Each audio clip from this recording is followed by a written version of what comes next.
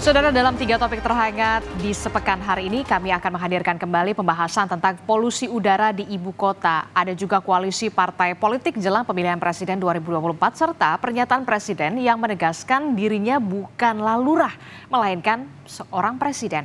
Kita langsung ke topik pertama, saudara. Belakangan ini polusi udara di wilayah DKI Jakarta dan juga wilayah-wilayah penyangganya, seperti ada Bekasi, Tangerang, Depok, dan juga Bogor, ini semakin memburuk. Musim kemarau membuat polutan halus terakumulasi dan bertahan lebih lama di udara hingga memunculkan berbagai masalah kesehatan. Ada sejumlah penyebab mengapa kualitas udara di Jakarta begitu mengerikan, mulai dari kemarau panjang, konsentrasi polutan, hingga emisi dari transportasi, dan juga ada manufaktur industri. Pada hari Minggu pekan lalu, pada tanggal 13 Agustus 2023, kualitas udara di Jakarta bahkan menduduki posisi pertama sebagai kota dengan udara terburuk di dunia.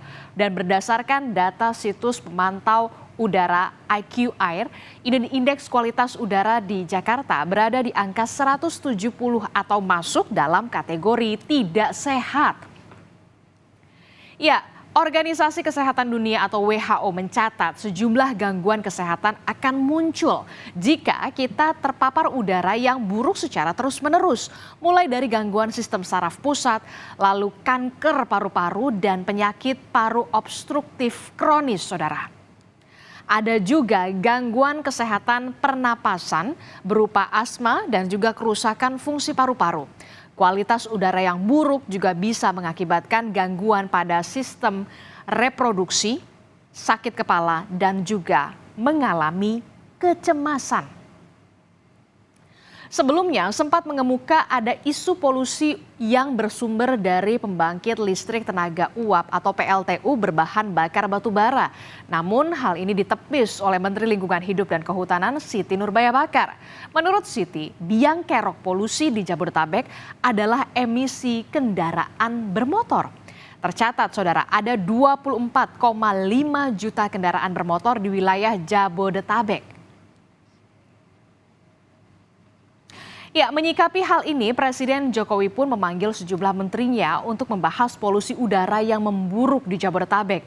Presiden menggelar rapat terbatas dan menyampaikan penanganan jangka pendek dengan langkah pemerintah yang harus mengintervensi dalam perbaikan kualitas udara. Sedangkan untuk jangka menengah, Presiden mengajak masyarakat beralih dari kendaraan berbahan bakar fosil ke transportasi umum ataupun kendaraan listrik.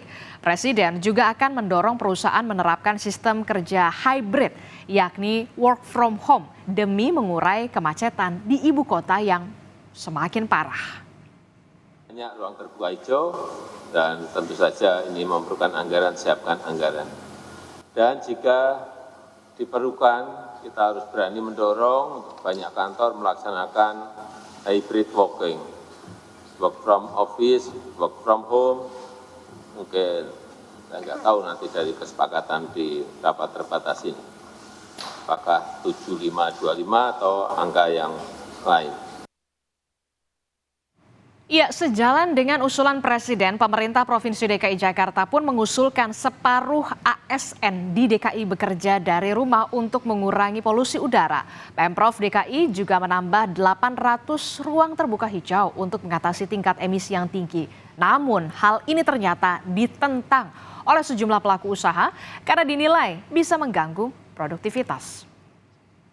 Namun harus diingat bahwa saat ini kita baru saja berupaya bangkit dari pandemi COVID-19 dan apakah hal ini bisa tepat benar-benar akan mengurangi polusi udara karena diterapkannya WFH tentu akan berpengaruh kepada produktivitas khususnya teman-teman pelaku usaha yang sedang dalam memulai usaha berjuang untuk membenahi lini bisnis masing-masing.